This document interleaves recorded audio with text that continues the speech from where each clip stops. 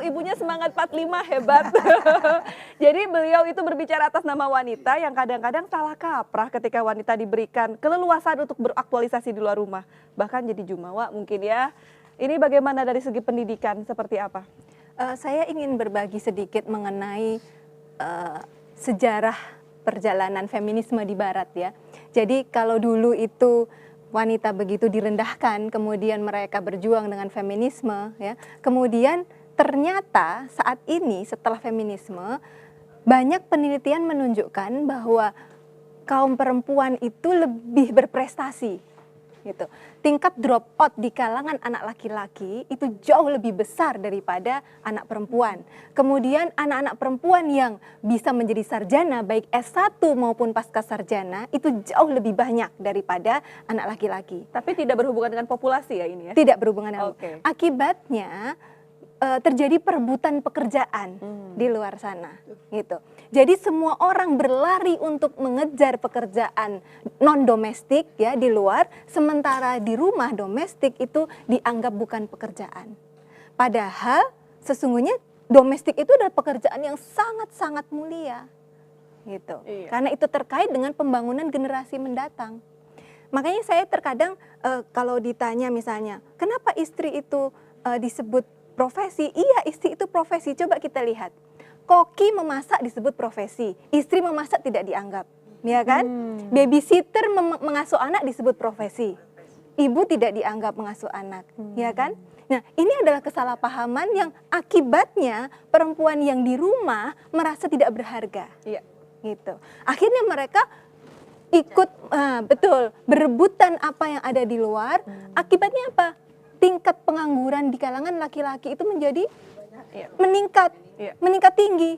Efeknya kriminalitas menaik. Dan itu semua sudah dilakukan penelitian di negara-negara barat. Ini ya, jangan sampai terjadi salah kaprah tadi yang Ibu katakan bahwa sesungguhnya profesi yang jauh lebih mulia itu adalah seorang ibu dan seorang istri sesuai dengan koridornya.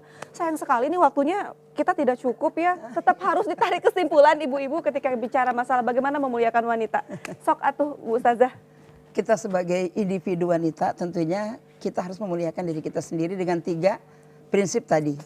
Kemudian yang kedua, kita sebagai seorang istri harus dimuliakan oleh suami kita juga diberikan dengan 3 prinsip. Yang pertama, suami harus memberikan pendidikan yang baik kepada istrinya.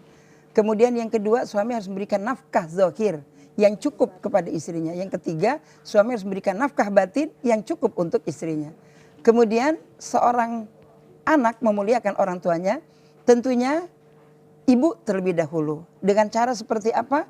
Dia rawat ibunya dengan baik, dia berikan nafkah untuk ibunya dengan baik, kemudian diberikan kasih sayang kepada ibunya dengan baik.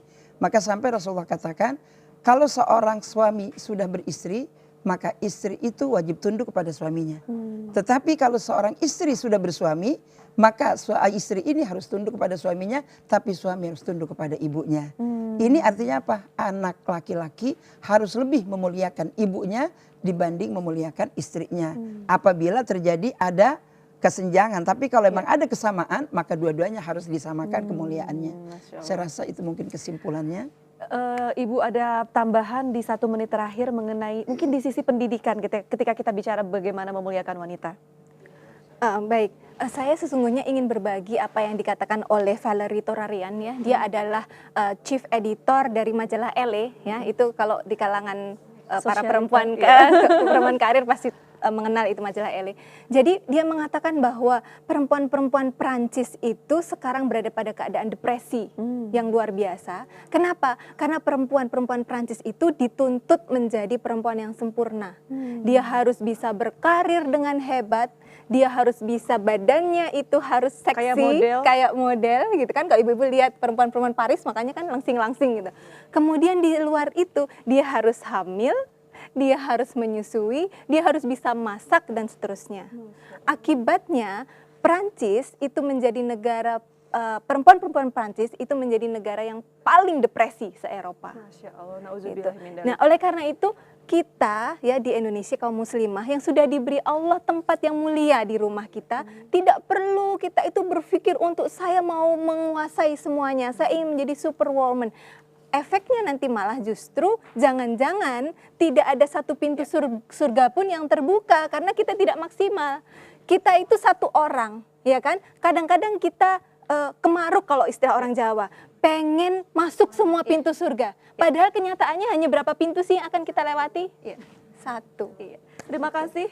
Ini luar biasa sekali paparannya Ibu Ustazah, kemudian Ibu Erma juga. Ibu-ibu terima kasih atas atensinya. Ternyata memang Islam betapa memuliakan wanita karena begitu banyak surat bertebaran tentang wanita, terutama dalam surat An-Nisa yang membahas hukum-hukum tentang wanita. Dan peranan wanita itu sendiri bagaimana cara dimuliakan, dia harus memuliakan dirinya sendiri sehingga kita menjadi generasi yang bisa mencetak generasi yang robani. Wallahu a'lam bishawab. Terima kasih atas atensi Anda bersama kami dalam Indahnya Pagi. Jumpa kembali dalam Indahnya Pagi di lain waktu dan kesempatan. Dan terima kasih juga kepada Bapak Agus Muhaimin dan kawan-kawan seluruh kru yang bertugas. Saya Fitria Widiwaluya undur diri. Wassalamualaikum warahmatullahi wabarakatuh.